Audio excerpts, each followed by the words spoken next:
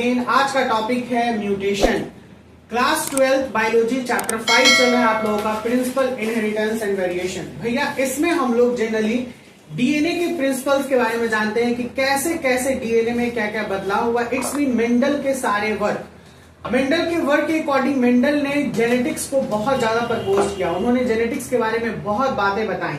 उसी बातों में कुछ बात है म्यूटेशन का, जो म्यूटेशन आगे जाके जैसे जैसे एक्सप्लोर होते गया जेनेटिक्स, वैसे वैसे बहुत सारे टर्म्स एक्सप्लोर होते गए और इसकी वजह से कई सारी बीमारियों का इलाज आज संभव है। उनमें से हमारा एक है म्यूटेशन। क्या है भैया? म्यूटेशन। होता क्या है ये? म्यूटेशन होता है कि जब आपका डीएनए, ठीक है ना, ये डीएनए सीक्वेंस है, क्योंकि हमारा डीएनए ऑलरेडी एक सीक्वेंस के साथ बना होता है जिसमें सारी कोडोन्स होते हैं। ये कोडोन ऑलवेज ट्रिपलेट में होते हैं और ये कोडोन जो होते हैं जनरली एडेनिन, साइटोसिन, ग्वानिन और थाइमिन, ये चार होता है। इसी पे पूरा ये बेस्ड होता है, पूरा कोडोन से भरे होते हैं। तो ये सीक्वेंस में अगर कोई गड़बड़ी हो जाती है, अल्टरेशन का मतलब होता है गड़बड़ी, कोई भी गड़बड़ी हो जाती है, it is a phenomenon which result in alteration, यानी ये ऐसी घटना है जिसमें गड़बड़ी हो जाती है। किसके सीक्वेंस में भैया?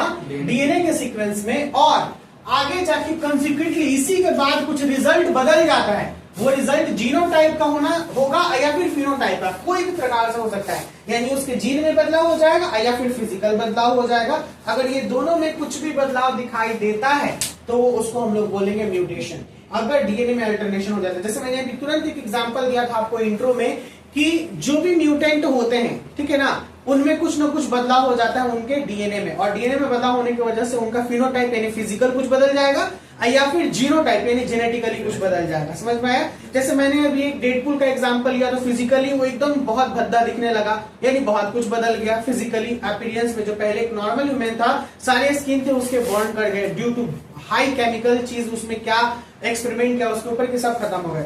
और जेनेटिकली क्या बदलाव हुआ? उसके जीन में ये बदलाव हुआ कि उसका जीन ऐसा बन गया कि अगर उसका कोई भी बॉडी पार्ट्स कटता था तो वो ऑलरेडी रिजेनरेट हो जाता था, यानी उसमें सेल बहुत तेजी से बन जाते थे। यही चीज है उसका। तुरंत बन जाता, मतलब तुरंत नहीं, मतलब तुरंत नहीं बन जाता, तो थोड़ा टाइम लेता था, हल्का फुल्का 24 hours, 6 hours, 7 hours, depend upon the cutting parts of the nature. अगर हल्का कटेगा तो तुरंत हो जाएगा, बहुत पूरा बॉडी पार्ट्स कट गया तो फिर और भी चीजें हो जाएंगी। अब ये नॉर्मल आदमी से ज्यादा जल्दी रिकवरी कर। हाँ बिल्कुल। हो गया क्रिस को कितना भी गोली मारा कुछ भी। हाँ, तो वो सुपर हीरो टाइप कुछ हो गया। तो क्रिस में तो जादू दिया था ना उसको, पावर, जादू आया, जादू पावर दे दिया, वो पावर, और फिर वो पावर क्या हो गया? जीन के माध्यम से उसके ऑफस्प्रिंग में चला गया, यानी बेटे में चला गया। ये चीज वो पावर तो वो दिखाया है। ये फैसिनेटिंग स्टोरियां होती हैं जनरली। यहाँ पे जो म्यूटेशन होगा ये क्या काउज करेगा? कैंसर काउज करता है।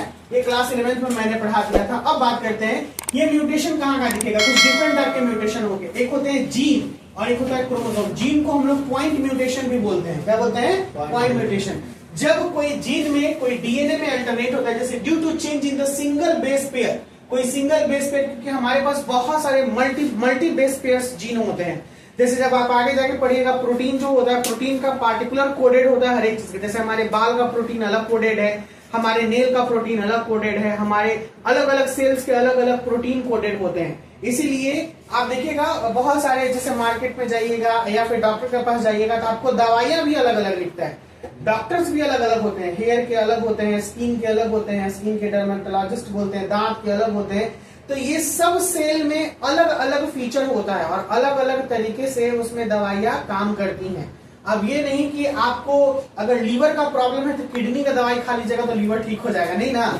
ये लीवर के लिए लीवर की दवाइयां खाई जाती हैं, क्योंकि हिपेटिक सेल का नेचर अलग होता है और रीनल सेल का नेचर अलग होता है, यानी सेल्स का नेचर अलग है। किडनी के सेल्स को रीनल सेल बोलते हैं और लीवर के सेल को हिपेटिक सेल बोलते हैं। ये बात याद रखिएगा। ब्रेन के सेल को न्यूरल सेल बोलते हैं या फिर न्यूरॉन्स बोलते हैं, न्यूरल सेल। ऐसे ऐसे सब चीज का कोडेड है। बाल के लिए हम लोग कहते हैं ना विटामिन ई लगाते हैं या विटामिन ई खाते हैं। तो विटामिन ई केवल बालों में नहीं, और भी बहुत सारे स्किन के जो डेवलपिंग पार्ट होता है उसमें बहुत ही फायदेमंद होता है। तो उसी तरीके से हमारे शरीर में भी बहुत सारे बेस पेयर्स मौजूद है। अगर कोई सिंगल बेस पेयर पे म्यूटेशन होता है तो उसे हम लोग बोलेंगे पॉइंट म्यूटेशन या जीन और पॉइंट म्यूटेशन, ठीक है ना, जीन म्यूटेशन या पॉइंट म्यूटेशन। जैसे मैंने एक एग्जांपल दिया, सिकल सेल अनीमिया। सिकल का मतलब होता है बीमार। क्या होता है? बीमार कोशिका।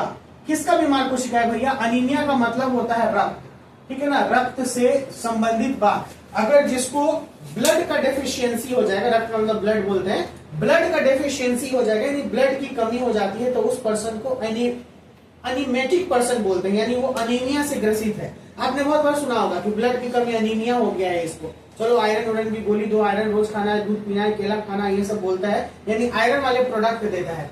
अब ये जो बीमारी है ये म्यूटेशन की वजह से होता है, जिसमें आपका जो हम लोग जानते हैं। अच्छा, ये बहुत ही इजी सा क्वेश्चन है, आई होप कि आप लोग इसे बता पाइए। हमारा ब्लड किस शेप में होता है? हमारा ब्लड किस शेप में होता है? 11th क्लास में पढ़ना था ये, और शायद पढ़ाए भी हैं आप लोगों को जो 11th में होंगे।